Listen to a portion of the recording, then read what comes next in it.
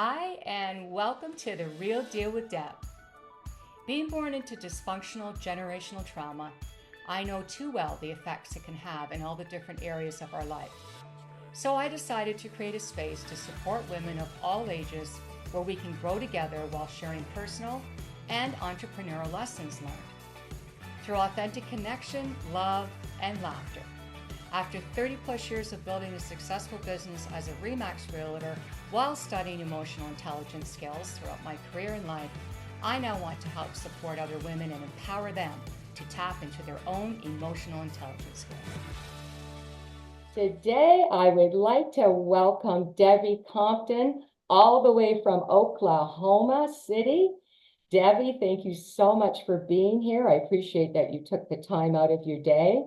Debbie is a certified caregiving consultant and a coach, a speaker, as well as an author.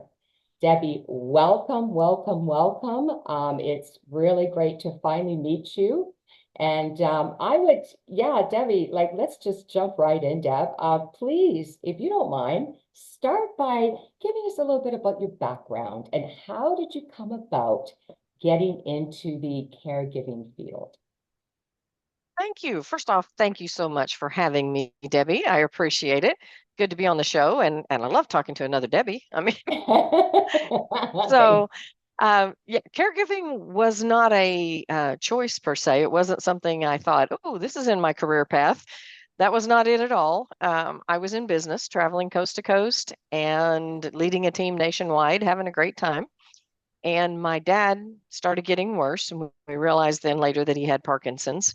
And so his care became a little more of a need. My mother had already been diagnosed with vascular dementia, but she was very high functioning. So I had my little plan in place and I would fix their medicine and I'd take off when I needed to take them to the doctor. And I thought I had everything in order. And I did not have the knowledge to know that things were going to get so much worse. I thought it's like you got the flu, you fix it, you take the medicine, you're good. And that is not the case at all. They both obviously continue to get worse, which I'm sure everyone else knows. It's just, you're busy with life, you're rushing here and there, you're doing all the things, and you just put a plan in place. We're good. Let it be until I was on the coast, one coast, and my dad accidentally took my mother's pills. He has low blood pressure. She had high blood pressure. He was nearly comatose. I couldn't rapidly get there. Then a couple of weeks later, I'm on the other coast, and my mom passes out at the Daily Living Center and has to be rushed to the hospital. I can't get there real quickly. And then the final straw, my mother-in-law, who we knew was getting worse, having memory issues, but she's in her 80s, and so you kind of expect some of that. But we didn't realize how bad it was. She lived an hour and a half from us, and she locked herself out of the house in the middle of a snowstorm. Did not have the mental clarity to walk next door and go into her neighbor's house. She'd known him for over 40 years, but instead she sat in her car for 7 to 8 hours until her daughter got home from work. So things had to change. We had to make changes. We knew we had to make changes. We knew this was not sustainable. So I became a full-time caregiver. And so that's how I kind of got into it. And I got a lot of experience because Dad would not leave his home and wanted to stay in his home. My mother was very social and actively involved in people, with people, and enjoyed being around people. So it was really hard to meet both their needs and work something out. And then my mother-in-law got worse, and so we moved her in with us the last year of her life with Alzheimer's, and that was extremely difficult. So I learned a lot. After the first two passed away, that's when I got my certifications. That's when I finally had time to get some training and learn what was going on. Yeah, And it is a lot so to take in. It's a lot to absorb, Debbie. You it know is. what you've shared the tip of the iceberg for sure. I myself am a caregiver, have been for the last 10 years. My mother-in-law has dementia, and it really is such a debilitating, cruel disease. I had little knowledge, no knowledge actually at the beginning, like a lot of us, as to what to expect, as you said, shared, and as well, how much worse it gets over time. And Debbie, I want you to share as well, maybe some stats with us as far as I had no idea that, some people get Alzheimer's or dementia. You're in the same kind of wheelhouse, right? Their life is cut short usually from anywhere from months to maybe a couple of years.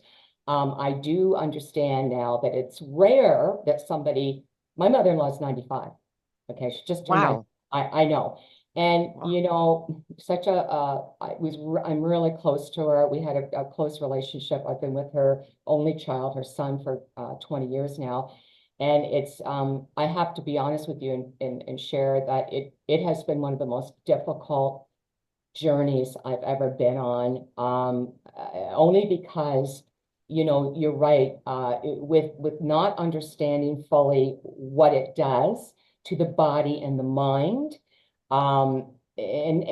You can research all you want, but until I think, Debbie, you experience it yourself, or somebody that experiences is going through it, you just can't fathom the effect. I remember when I went to the Alzheimer's Society when we first found out, right? And the lady there shared with us, listen, I just want you to know right now, this is going to be way harder on you than it is on your mother-in-law. And Right. I didn't Right. understand that at the time. I thought, well, how can that be? I'm not the one that's going through, memory loss or, Oh, I didn't realize that because it you was. have to deal with all of it. They don't remember, Yeah. and you have to deal with all the issues and all the problem. And it's so much more than memory loss. It's loss of function, loss of the abilities that they had, even the dexterity in your fingers, even the vision.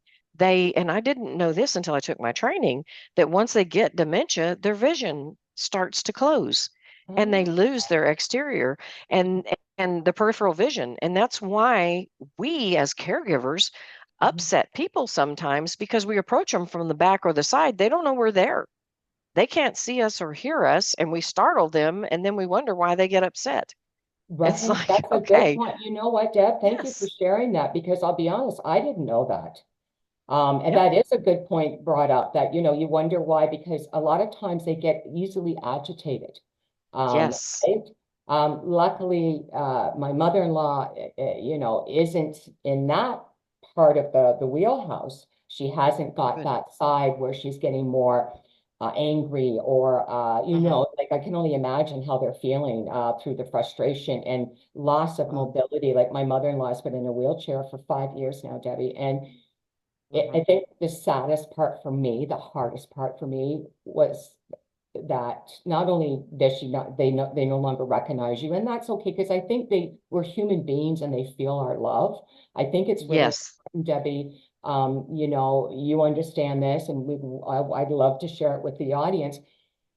Just because they don't know who you are anymore doesn't mean that they don't need your love and your connection. And when you yes. go, they may not fully understand what you say anymore, but they can feel your presence and your love.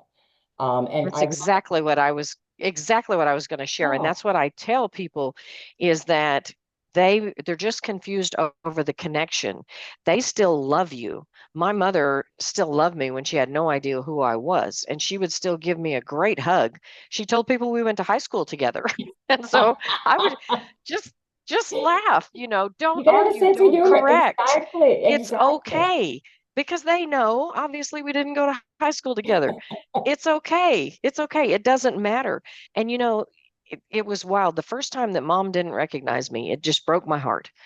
And I had to step out into the hall to cry because I didn't want her to see me crying because they do feel your emotions. And I think that's heightened that they really feel your emotions. If you're upset, they're going to get upset. If you're angry, they get angry. You're frustrated, they get frustrated. So it's really important that we control our emotions. And so when I stepped out into the hall, I remembered all the words that I've told clients and other people before. You know, it's okay. She still loves you. He still loves you. The connection is there. They're just confused about how it's connected. And this is the disease. And we have to separate the person from the disease. And so with my mother in law, I just would remind myself of who she was before the disease because she loved me. We had a great relationship. We were wonderful together. With the disease, she said, I'd sell you, but nobody would pay money for you. And so Well, she's kept her Oh, sense of humor though. That's something, right? you just gotta laugh. You just Yes, have to laugh, no matter what yes. it is. Let it go, and that's the biggest secret to being a good caregiver is don't hold on to stuff. Let it go. Remember, it's not them, it's the disease. Don't get angry at that person. And another thing is I see people a lot of times saying, oh, she just did that to spite me. She just did that because just to make me mad. She knows I don't like that. No, they don't. Mm. They're not trying to give you a hard time. They're having a hard time. And Well that's put. what we need to understand. It's not on purpose. They can't control their emotions and their words and their actions oftentimes, but we can. So Right. we have to control ours. You know what? Well put there, Debbie. So, so true. And you're right. You have to come from a place of understanding, empathy, and love. And I Yes. really learned that earlier on, as difficult as it was watching, it's difficult for anybody to watch somebody they love slowly deteriorate. Like you said, it's not just Yes. their memory goes, it's their bodily function goes. It's their ability to talk. Like my mother-in-law can hardly speak anymore because the Right. brain is not able to communicate, effectively anymore. Um, Right. so, thank you so much for sharing that, Debbie, because it really is important for people to know that they're not doing anything intentionally. They're not in their right state of mind. Right. They Right. right. And they can't be. And they can't They because can't be. they have this You disease. can't teach them, and you have to let go. You can't teach them new things. You can't, you got to give up on that. Just let go. Once you let go of it, you can be a lot happier. You can just live in their reality. And they're saying the sky is pink. You say it's beautiful, isn't it?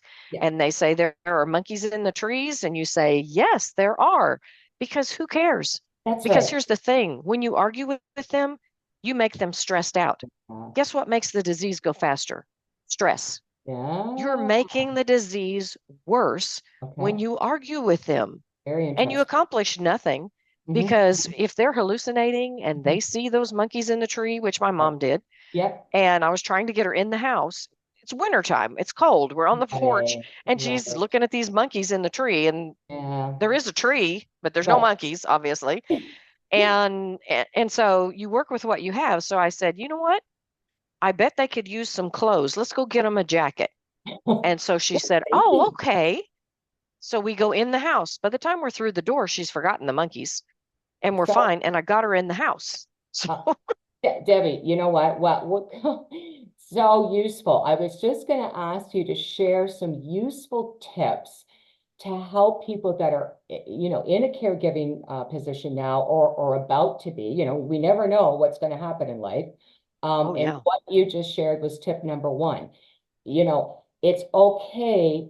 You've got to almost step into their world, right? It's Yes. right? Yes. It's like you have to step back out of understanding they're not in a state of mind that you are. So whatever state of mind that they're in that moment, that day, that minute, you're right. Jump into it. Yes. Work with it. Like, just don't say, like, at first my husband, and God bless him, this must, like, the only child.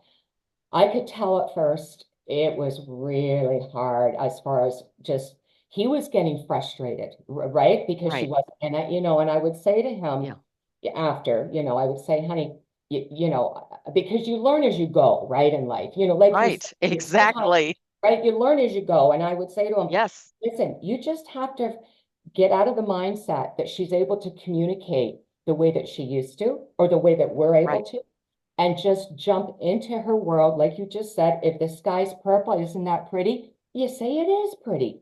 That Exactly. your goal should be, I think, Debbie, and by all means, I want you to share some more useful tips to help people on this journey, because that can be a short one or it can be a real long one. And how Yes. do we take care of ourselves and be able to be there for them? So please share some more of your Oh, wisdom.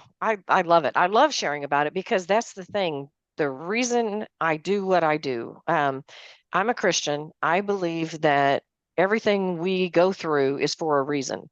Mhm. And so I had this life. I had this training and development background. And so I knew that you do 1, 2, 3 and you get 4. Then I'm thrown into a dementia where that's not true. Mm. You do 1, 2, 3, you might get 7, 12, -2. I mean, it is all over the board. And I think the hard thing is that there's no hard and fast rules in dementia because people are different. And so what works for mom would not work for dad, and it might work for my mother-in-law one day and not the next day. So I always tell people, try this. You can try this. This worked for me. Give it a shot. But we're all different people. We were different before we got dementia. They're different after they have dementia. And so, like my mother, for example, my mother was going through what I call the loop-de-loo. And that's where she just repeats over and over and over. You just go around this circle. She's asking you the same question, you answer it. And so I would, trying to be respectful, I would answer and explain and take the time giving her a good answer. And then as soon as I finish my answer, she's back asking the same question again. And then I'm getting tense because I'm like, oh my gosh, I can't say this 500 times, you know. And my brother was there and he came in and he said, why are you doing that? And I said, well, because she's asking me. And he says, Deb, it doesn't matter. Just you can tell her anything. It doesn't matter. She's still going to ask you the same question again. Cut it shorter. Don't go into so much detail. Who cares? It doesn't matter. And that was a huge help to me. And I learned something else from him because, like I said, I was just getting because he said, you don't have to worry like that. He's sitting there watching TV, mom's sitting beside him. He's focused on the TV. He's not even listening to her. She's going chatter, chatter, chatter, chatter, chatter. And every now and then he'd go, huh, well, you don't say. And he's not stressed at all. You're He's right. just watching TV, but she Right. thinks he's listening to her and he's Right. paying attention to her. And I mean, he would pay attention to her before, obviously. And we love mom but this was at the point where she's non-coherent Yeah. and she's just saying things that don't make any sense. And so you have no idea where she's at or what she's saying. So it depends on the stage you're in, it depends on the person. Everyone's journey is a little different. Mhm. My dad and my mother-in-law both knew something was wrong and they were very stressed about it. It bothered them that they could not remember things. They knew things were wrong and they were so stressed about it, and that would make them angry because they couldn't remember. And so then you're dealing with a lot of emotion and they're frustrated at themselves, but they take it out on the person closest to them, which is the caregiver. Mhm. And the Mhm. caregiver is the one who gets the abuse and gets the non-appreciation. And I took my mom to a movie. I took her out. This was mid stages dementia. I took her shopping. We went and had lunch. We had a great day. We spent the whole day doing all this stuff. Mhm. I take her back home. My brother comes home from work. This was my younger brother this time, brings her an ice cream cone. And he's the greatest thing in the world. She's been stuck in the house all day long, can't do anything, but he's so sweet to bring her ice cream. And I'm like, really? But that's where you have to have one thing again, you have to have a sense of humor when you're dealing with. Yes. That's what's going to, I think, that you just brought up another great tool to use is understanding not to take what they're saying to heart. Yes. They don't even know really They don't. they don't know what they're saying. No. I think, what you've shared also, Debbie, is really powerful. And that's not only having the sense of humor to just kind of go along with whatever journey they're on at that moment, but to have Mhm. patience with them and not to get Yes. stressed out. Because as you Yes. pointed out, when you're stressed or you're upset, it's going to amplify in them. So, Yes. really important share, Debbie. So for those, Debbie, that are at the beginning stages, Mhm. what tools, well, first off, I guess what I'd like to share is, first of all, we got tools right behind you, and that is your first book, Caregiving, that you We wrote. do. And Yes. if you could share a little bit about why you wrote it, Hmm. who did you, what is the gist about what you wrote about? Why did you write it? Hmm. And I understand that there's a new book that's even more valuable for tips and just to help people. So I'll give you that. Yes, I invite yes, you to share. absolutely. Thank you for mentioning that. This was the first book that I wrote. That's me and my mother-in-law in my backyard. It's Caregiving, How to Hold On While Letting Go, because that's what you're doing. You're trying to take care of a person. You're trying to hang on to your sanity, your peace of mind, your family. You're also letting go of that relationship that you had with that person. You're letting go of the all the memories, all the conversations you used to have, the closeness that you used to have. You're letting go of that person that you love so much. And so that's why the title, my husband's the one who actually came up with that title, and I just loved it. I'm like, oh, it's perfect, because it does describe the journey. And so I wrote this book because of a hospice nurse. My mother-in-law was passing away in our guest room, and I finally brought hospice in much too late, but I didn't know any better. Right. And so I had them in. She saw some of the things that our bed alert system and our door system, because my mother-in-law was a huge wanderer. And so I had to come up with a way to keep her in the house because everything that I researched and found on the internet did not work and didn't work for her. So we had to come up with our own way of doing things. And the hospice nurse saw these things and she said, "Where did you read about that?" And I kind of laughed at her. I'm like, "I didn't read about it anywhere. I just created this because we needed something to work for us." And she said, "Well, other caregivers need to know about this. This would really help them." And I was floored. I couldn't believe it because I thought, I'm the last one to the party. I'm the only one that doesn't have this figured out. Other people know what they're doing.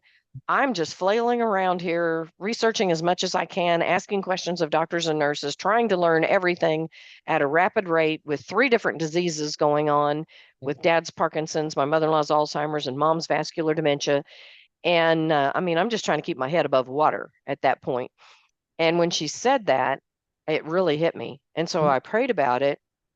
And when I woke up the next morning, I knew it's like, this is why I went through this because dad passed away in his home. He would not leave his home. My mother in law passed away here in our home. And then I just lost my mom in September. She passed away in a nursing home. And it broke my heart to put her in a nursing home. I felt like I let her down, all the guilt all over me. This is horrible. I cared for the other two. Why can't I care for her? Mhm. All the things, but she outweighed me by 35 pounds and she was passing out. And so I put her on my shoulder and the two of us would go to the floor. And the doctor was like, "Okay, this is not sustainable. You're both going to be in the hospital. You need to put her in a facility." So I cried Right. and cried and cried, went Yep. through the whole thing.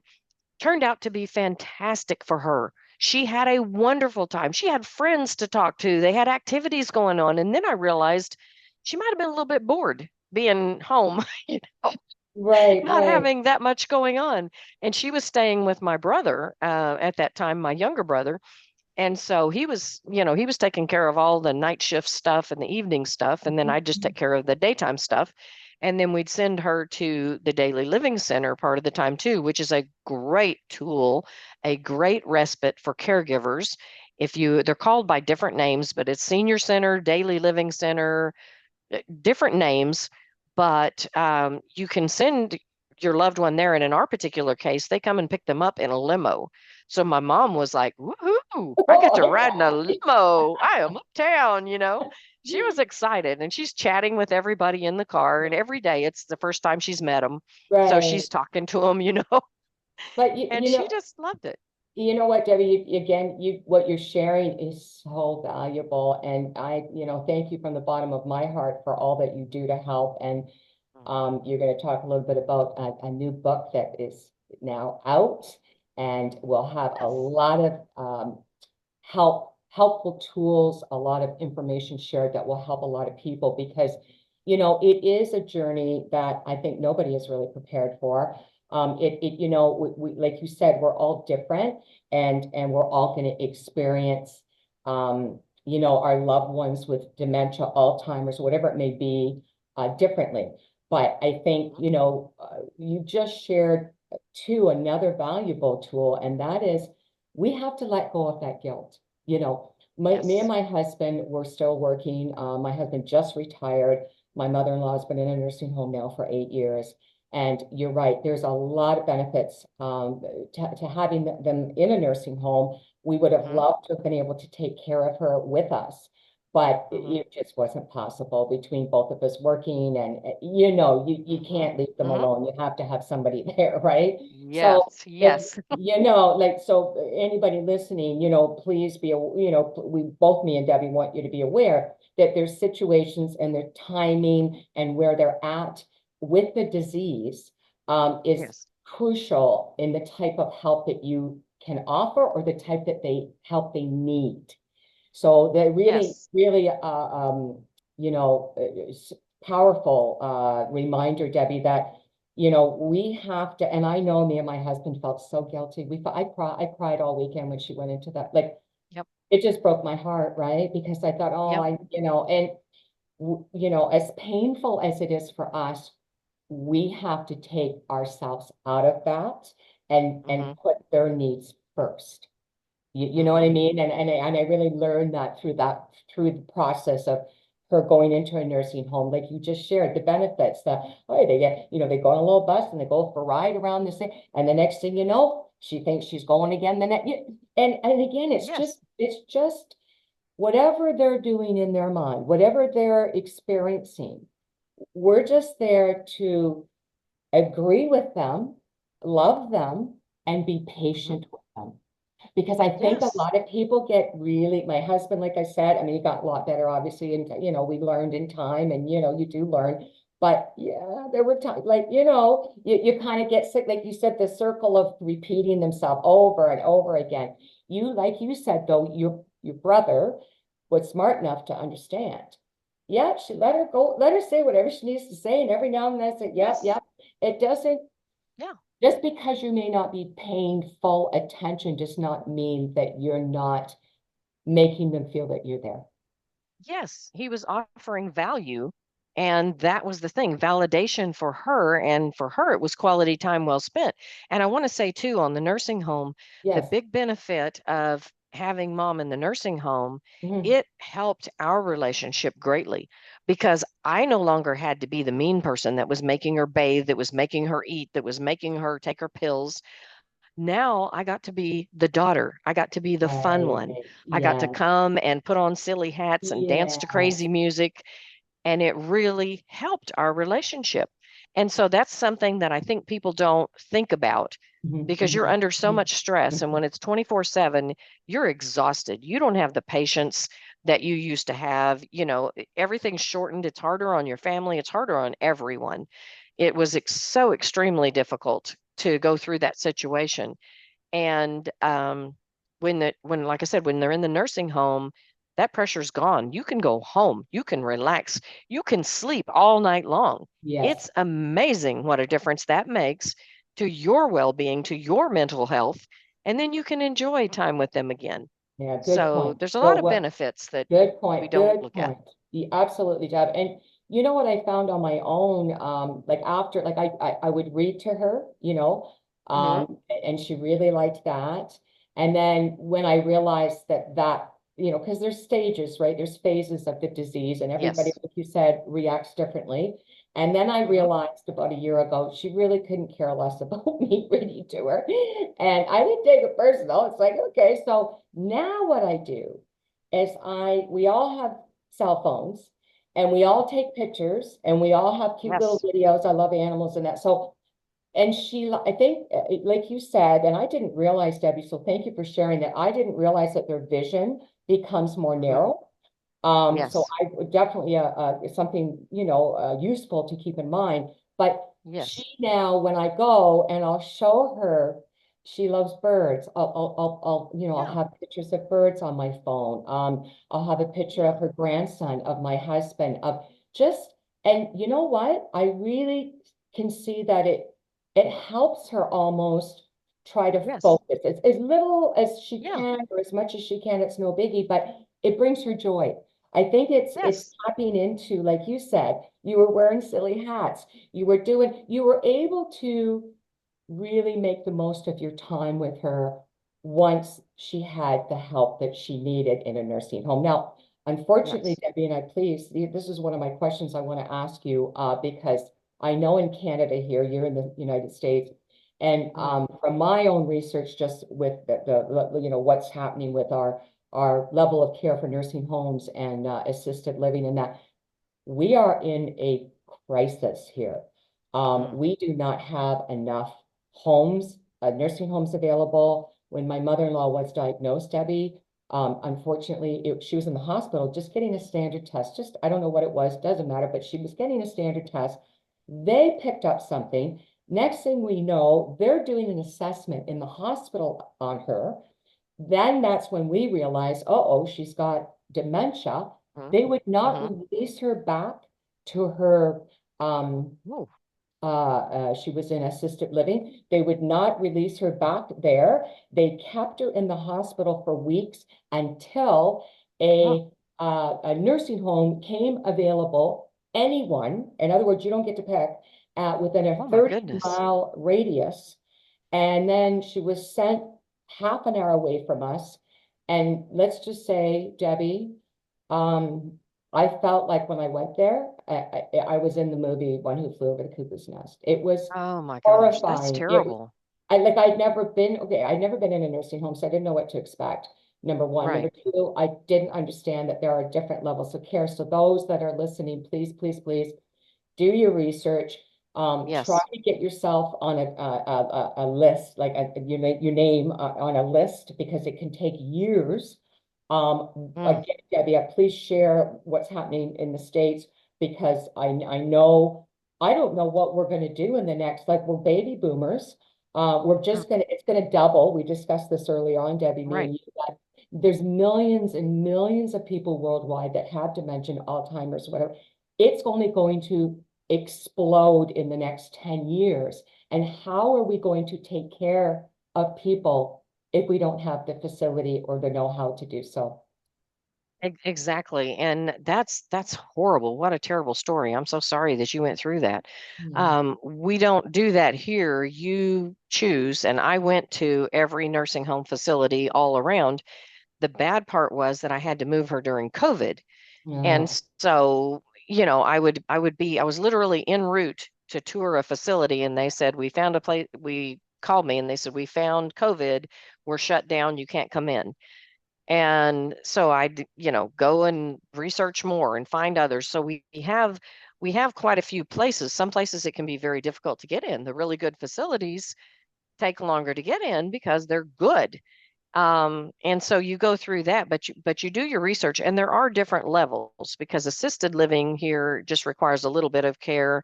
Then you have nursing home, which requires more care and more help. And then we have memory care, which requires 24/7. They have to be watched, and it's usually a locked facility so that they can't get out, so they can't get hurt, is the thing. Right. It's to protect them. But caregivers need, regardless of where you are, because dementia knows no borders. Yeah. It is a worldwide issue, and it's getting bigger, like you said. Now, fortunately, in the US, there are lots of new companies popping up because lots of people are recognizing exactly what you and I talked about. The baby boomers are aging. We're going to need more caregivers. The biggest risk factor for Alzheimer's is old age, and we're living longer. So the numbers are going to go up dramatically. Here we have villages forming that are for people who don't have children, or maybe they have children, but the children don't want to be involved, or whatever the case may be. Right. But they're building villages where these people can all live together in really nice little apartments Oh, wow. and be taken care of. We also have care homes where a caregiver will live there with three three or four Mhm. residents, usually sometimes up to eight if it's a bigger facility, but they'll have 24/7 a person there, a nurse there, to make sure everything is okay. So people are getting creative and there's a lot of things developing, and I'm excited to see that. And on the new book that has just come out that I'm Yes. so excited about, the name of it is The Caregiver's Advocate: A Complete Guide to Support and Resources, because my heart is to support the caregivers. Mhm. And so when I was approached by Brave Healer Productions to be lead author on a collaboration book, I was super excited and honored. Mhm. And I'd never done a collaboration book before. All my books I did on my own, which is hard. And and I did each one of them because of a family member. They're all created to support a family member. And because if I have a family member with these issues and problems, other people do too. So that was my thought process in that, to help other folks. So anyway, when Brave Healer approached me and asked me to do this, I said, sure, okay, that's great. So I collected 20 people from around the world. I've got an author from Israel who's a memory care expert. I've got a doctor from the UK and another lady from the UK who is a live-in care helper.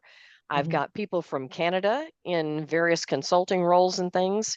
And then I have, and the Canadian is so cute. The name of her company is Tea and Toast. Isn't that Oh, adorable? I love I it love too. it. Amy Friesen. It's awesome. It's awesome. I love that name of that. And so, and she talks about when it's time to have those difficult conversations Yeah, in our book. And so yeah. then the rest of my authors are from the US. And so I gathered them and interviewed each one Mhm. and spoke to them because I had a list of topics that I wanted. And it's so amazing because as I was talking to them, I'm like, oh, yes, you're perfect for this. Yes, you're perfect for this other. So we cover, and we have an elder law attorney. We have a financial expert. We've got people from all walks. I have gentlemen who are caregivers for their wives. Yeah. Have a parent who lost a child with a severe disability. I have a wife who actually lost her husband during the process, early on in the process of us writing the book. And Mm. so I was concerned about her. And I was like, you don't have to do this if this is if you need to take time. And she said, no, this is very healing for me. This is what I need to do. I need to tell his story. So I'm like, okay, that's Yeah, awesome. yeah. And we've got music teachers and instructors, and that's not the right word, but they, music therapist, maybe. Therapy. There we go. That's better. I was like, that's not right. Ah, we But all love music. Yeah, we knew what you meant. Yes, yeah. yes, yeah. And Okay, so so you just Alexis brought up, Baker, so you just brought up another, there are, I'm so glad you did this book. And you know what, I am so thankful for people like yourself that, have not only personally experienced it, have lived it, have learned through it, because, you pretty much have to. But yes, like you said, you took it to the next level and recognized, wait a minute, this is my calling right now. This is what I'm meant to do. This yes. is how I'm going to help people. And Mhm. I thank you so much. Now, your new book is called, and where can people find it, please? Yes, The Caregiver's Advocate, a Okay. complete guide to support and resources. It is Yes. available on Amazon. They can get it in paperback or ebook, either way. They Okay. can also, if they want a signed copy, they can go to my website, thepurplevine.com, Okay. and then they can get a signed copy that I will send out to them as well. And it has, my whole goal is to have actionable, useful information to caregivers. I didn't want a bunch of fluff. I don't want a Right. bunch of theory. Yes. I don't want any of that stuff. Yes. And that's why, Practical. yes, that's Yes. why I didn't accept everyone who applied to be in the book. I want useful information. And I'm talking, we get real in this book. Good. Um, Well, the better, what, the more real, the better, because you know what? If you're not totally honest and upfront with the good, bad, and the ugly about anything in life, then how can you truly help, right? Right. Right. Because I had no idea. I just walked into it blind. I didn't know Yeah, what was so did coming. I. Yeah. And I'm telling you, chapter 9 is hands-on care, Yeah. essential tips for bathing and eating. Oh, Danica Farmer will shock your socks off. okay. Well, I can't wait to This get the book. girl, this girl is real. She Yeah, starts and she tells you right off the bat, and you learn about some of the ugly, but the great thing, the wonderful thing is she tells you how to fix it. you're right. Here are things that you can do to make it easier. And so none of us shy away from it. It's like, no, you're going to have the ugly. Yes. And I wrote chapter 6, and that's talking about caregiver burnout Okay. because I experienced it Oh, full yeah. blown. I didn't even Yes. know what it was, but I experienced it, and I don't want other people to let themselves go Hmm. until they hit that point. Let's take care of you sooner.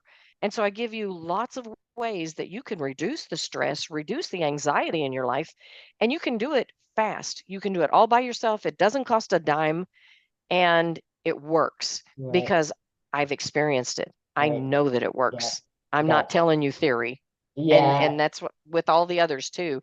And the music therapy that Alexis does, I've seen it. My mother couldn't remember my name. She didn't know who I was. Mm, I put on Johnny Cash, Ring of Fire, and we start dancing and we're doing all this stuff and we're just singing really loud and looking crazy.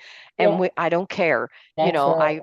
my mother taught me that Yeah, when be in after the she got moment. dementia, she taught me about who cares what anyone else That's thinks. right.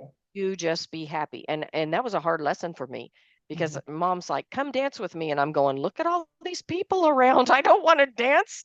First off, I don't dance. And then Right. secondly, in front of everyone.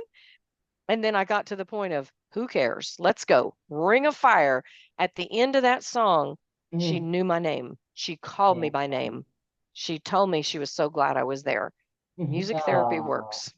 And, again, I want to thank you for sharing that story because I think it, and this relates to whatever we go through in life, I think, Debbie, there's always a silver lining. No Yes. matter how difficult, how exhausting, I guess, what it is, whatever it is that we're going through, I think that you've really brought up an interesting point sharing that story with you and your mother. You're right.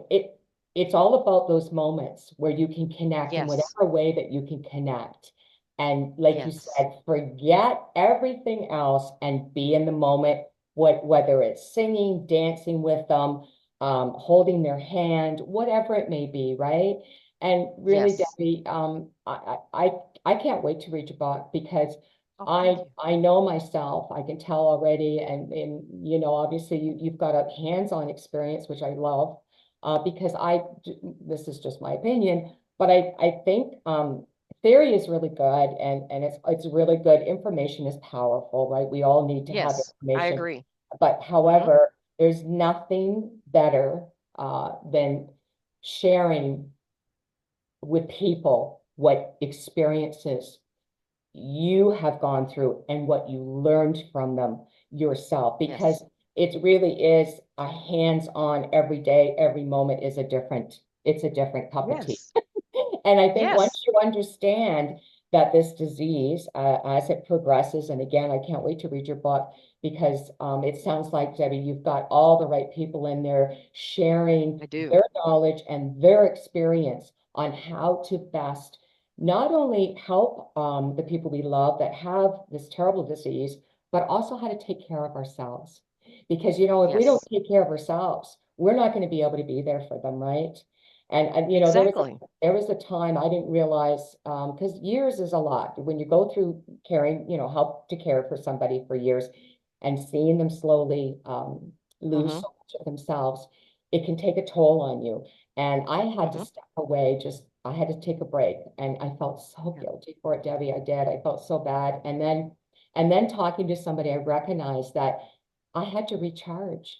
You know what Yes, I mean? Like my absolutely. husband was still going and but I Hmm. needed that break to recharge. And I think again, it's important for our listeners to understand, don't feel bad or guilty if you need a break Right. because we're only human and it is a Hmm. lot. It's one of the I think it's one of the worst things you can go through is to watch somebody that you love slowly Oh, it is. yeah, You watching them disappear and you're grieving them when they're yeah, still you are. there. And yeah, that's right. My mom was the first one diagnosed and she was the last one to pass away. She had vascular dementia for almost 21 years. My dad got Parkinson's and passed away in 7 years. My Yeah. mother-in-law got Alzheimer's and it was about almost 8 years. It was about 7.5 years for her. But the Mhm. difference, both of those two were stressed out, as I mentioned earlier. They were worried about the disease. My mother, blissfully unaware that anything was ever wrong with her. You're She was a right. happy little Well, camper. that's not a bad thing. That's not a bad thing. No, no, it No. was a blessing because, Yes. like I said, 21 years, you're just going, oh, it's That's a long, hard. it But is. she was very high functioning. She was very high functioning, and she Okay. was still walking 2 weeks before she died. Wow. Very All right. slowly, but she was still Okay. getting around, getting into stuff. So, Right. Well, but it just shows you though, thanks for sharing that. We don't know how they're going to mm, handle the disease and it is one day at a time. It's just dealing with it one day at a time, trying not to, overreact, because it is easy, because we're human, and we want to stop things, we want to help them, we want to do what we can, but we have to, I guess the word I'm looking for, Debbie, is the acceptance. And I think that Yes. once you're in that head zone of acceptance, I think that gives you power to help them more, if I can share It that. does. It does. That's a switch that you have to flip. Yes. And once you realize that I can't train them, I can't teach them anything new, I can't make this disease go away. It's not my fault that they have it. I just have to deal with what we have. And then, like you mentioned, that I always tell people all the time, remember those moments, Yeah. write down those special moments because you don't want to forget those. And those moments, small moments of joy, are what make the journey so worthwhile. Yes. And my mother-in-law, who hadn't been able to speak for, oh gosh, about 2 weeks and just mumbling, muttering, couldn't say much. And I was pulling her pants up one day, and then she looked me straight in the eye. She got a hold of my shoulders and she said, "Thank you." And I mean, she just had that moment of absolute clarity. And it just, oh man, Touches means your so heart. much. You Yeah. know what, Debbie, Oh, I started bawling and she did too. I, but you know what you just shared though is another thing to remember, that it's not like they're totally closed off 24/7. If we're lucky enough, and there are moments that they have that minute or 30 Yes. seconds or whatever it is of clarity. I'm so Yes. grateful that my mother-in-law, Mother's Day wasn't too long ago, as you know, and I said to my husband, "You go, please, you go, okay?" I'd seen her a few days prior. I said, "I'd like you to go and see her on your own." He went and saw Debbie, and she had one of those moments of clarity, and she told him, she said, "I love Mhm. you." And when he came back Yes. home and told me that, that was such a gift Oh, because he it's hadn't heard priceless. that from his mother for years. Yeah. And so Yeah. as difficult, like you said, as the disease is, and as challenging as it is at times for us, the caregiver, and it doesn't matter, like you said, it's more responsibility when they're with you. However, there Hmm. are many benefits of them being in a nursing home, and there are times that it's just not possible with depending on Hmm. where they're at with the dementia or Alzheimer's. But to just, Debbie, like you said, just embrace where they're at, love them for it, remember how much you love them, and let them know that through feeling, touching, I think, like you said, music, like there's so many things that can really spark their memory to Their some degree, memory. right? You know what I mean? Yeah. Like, Yes, you have those moments. They're not, yes, like you said, they're not gone forever. no, I have so many moments of where they had clarity and said something to me, and it means the world to me. And the oh, day before my mom died, for years, she hadn't been able to tell you how many kids she had. She yeah, didn't know. She couldn't right, remember. And another tip, real quick, that I'll throw in here real fast is that sure. make a book for them, a picture book of the people that are closest to them in their life. Make sure they're close-up pictures that you can see the person really well, and write their name right underneath their face so that they can see it. That helps with the memory, that helps retain who this person is and what relationship they are to you. So that's a real important thing. But every chapter in this book is supporting caregivers. Every chapter gives you pointers, action steps, things that you can do, encouragement. Mhm. Mindset is crucial for a Mhm. caregiver. So, and then we go into the POA that you need, and the different discussions that you have there over the legal things and how to Right. protect them from scams. That's all in there, and a death doula and what to expect and how to handle things. And so we just cover a wide gamut. And the thing that I love is that we're from all around the world, Mhm. and yet the journeys are so very similar Oh, in the yes. things that we go through. Oh, for And sure. so Very it's, important. caregivers need to understand you're not alone. You are Yeah. not alone. Yes. Every chapter tells you how to get in touch with that author as well. Oh, All the good. contact information. Wonderful. Yes, their I, website, their email wonderful. address. And We're not hiding. We're here. We're trying to yes, say, yes, to help. I'm You're there to here. help. Let Yeah, me help you. help you. Debbie, thank you. God bless you. I'm not like I am so grateful to you and others that are taking this initiative, that are there to help in whatever way, capacity that you can. But, to end on a lighter note, shall we? Yes, I ma'am. would like to Okay. ask you one final question, and that is, Debbie, if you could share a piece of advice with your younger self, what would it be and why? The thing that I needed to hear most needed to learn faster was let go of perfectionism. Things don't have to be perfect. Everything doesn't have to be lined out. The house doesn't have to be perfectly clean. Let go of that. It's okay. Enjoy the moment Mm. and let go of perfectionism. Love it. Love it, love it, love it, Debbie. And you know what? This has been such a blessing, and I am so glad that we met. And I'm so grateful for Too. you being on, sharing. I can't wait to read the book. Those that are listening, please, if you know somebody that is going through being a caregiver or about to become a caregiver, I can't tell you how much I feel this book would help. I wish I had had it many years ago. So I'm And that's why we wrote it. We wish we would have had this exactly. information or would have known because we want to help others. And Yeah. thank you, Debbie. I appreciate you and you're hosting your podcast.